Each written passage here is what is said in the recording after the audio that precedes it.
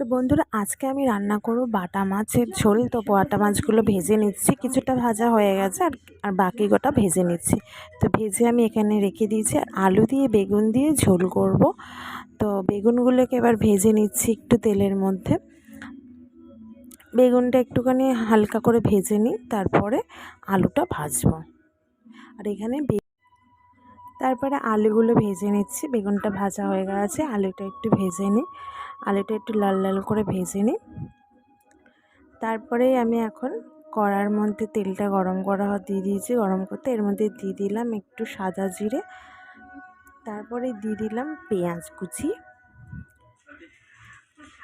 তো এবার ভালো করে মশলা দিয়ে এগুলো কষাবো। এখানে সব মশলা পেস্ট করে নিয়েছি, আদা, কাঁচা লঙ্কা। তো এবার মশলাটা আমি দিয়ে এর মধ্যে কষিয়ে নেব। সব কিছু গুঁড়ো মশলা দিয়ে দেবো এর মধ্যে, একটু হলুদ গুঁড়ো, একটু লঙ্কার গুঁড়ো দেবো, দিয়ে ভালো করে মশলাটা কষিয়ে ভালো করে একটু মশলাটা কষাই। তেলটা ছেড়ে গেলে মশলাটা কষানো আমার হয়ে যাবে। তো এর মধ্যে এবার আলুটা দিয়ে একটু কষিয়ে নিচ্ছি।